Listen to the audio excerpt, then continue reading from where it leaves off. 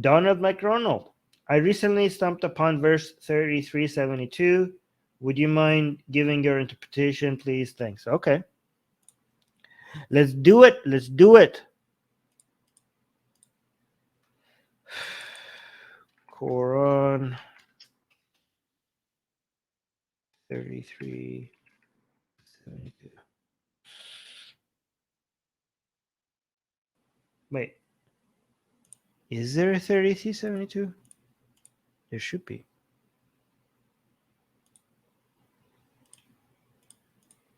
Thirty-three 72. Come on, give it to me.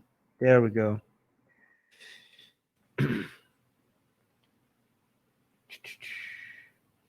Share screen.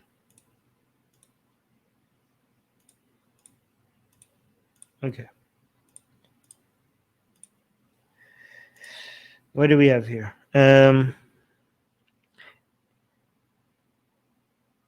This is the right verse, right? 3372. Indeed, we offend the trust to the heavens and the earth and the mountains, and they declined to bear it and feared it. But man undertook bear it. Indeed, he was unjust and ignorant. I don't know. I have to look at the interpretation. I don't know what to make of this unless I read the interpretation. Okay, hold on. Quran here. I have to read the context. I have to read. Let me actually. Do you want me to guess? Because I can guess before, because based on what I used when I used to read the Quran, if I had to guess, this whole the heavens and the earth and the mountains is within the context of Arabic poetry. He makes refer like when Arabic poetry and that the Quranic scripture was written in the context that the Quranic scripture was first written. It was made in an environment where referring to nature was a way to make it more poetic or strong. When you want to refer to something that is beautiful or intricate or delicate or awe-inspiring, then you just use things in nature as a way to bring attention to how grand or beautiful or how delicate something is, right?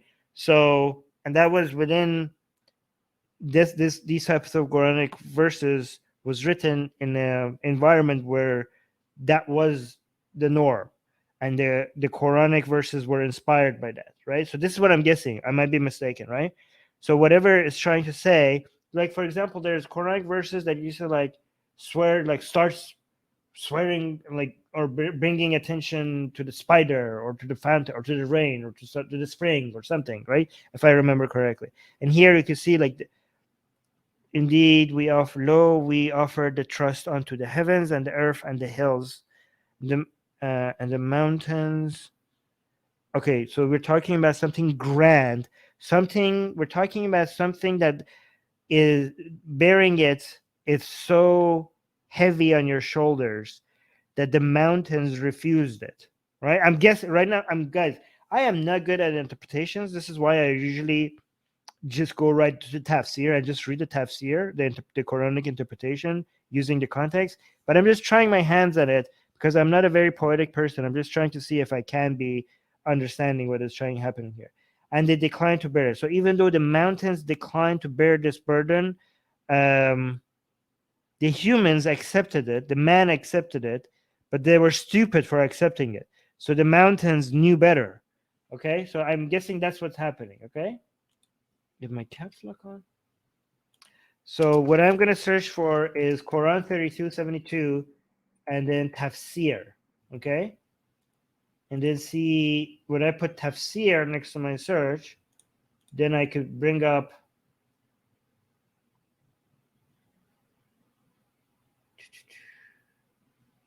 Oh my God. This is so much explanation.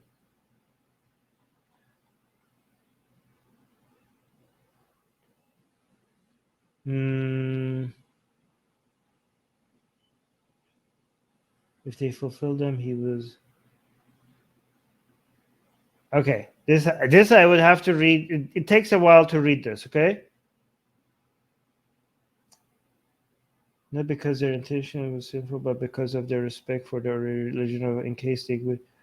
Then Allah offered it to Adam and he accepted it. Well, okay, so I was correct.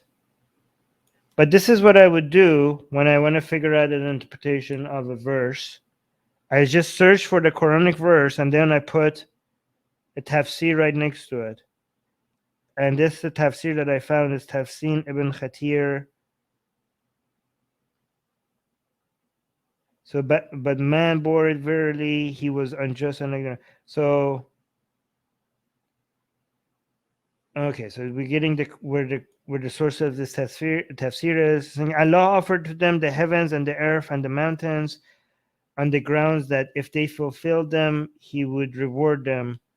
But Allah offered them to the heavens. But what did He? This was offered. Okay, obedience. Oh, okay. Al-mana means obedience. This was offered to both of them. It was offered to Adam and they could not bear it. Then Allah says to Adam, I have offered amana or obedience to the heavens and the earth and mountains, and they could not bear it. Will you take it? He said, Oh Lord, what does it involve? He said, if you do good, you will be rewarded, and if you do evil, you will be punished. So Adam took the amana and bore it. And this is what is referred to as the ayah. Okay, so this is what's happening.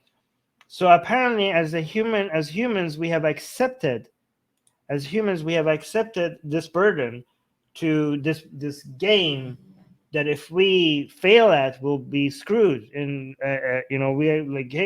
we could have Adam could have refused it, just like the goddamn mountains did, right? But because they understood the consequences of not being able to fulfill that, what is being asked of them. So apparently we have entered this contract with God willingly, unlike the goddamn mountains who knew better than us. Right?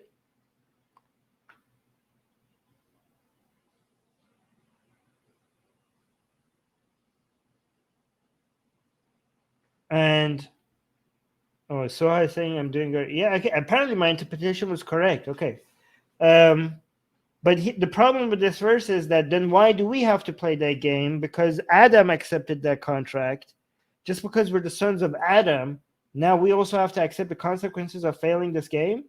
Like, was that mountain as speaking for all mountains or for that one mountain? Okay. Now, if does Adam speak for all humans? I mean, he's not my representative. Why did he, given him accepting this contract with Allah, now if I fail at this obedience game, I have to go to hell for it? This doesn't make sense. He signed the contract. He should accept the consequences, not me. Hey guys, if you want to join these streams live, get your comments and questions read by Ali and Armin and the guests, and most importantly, to get full access to the full video versions of all these episodes, become a patron. Link in the description below.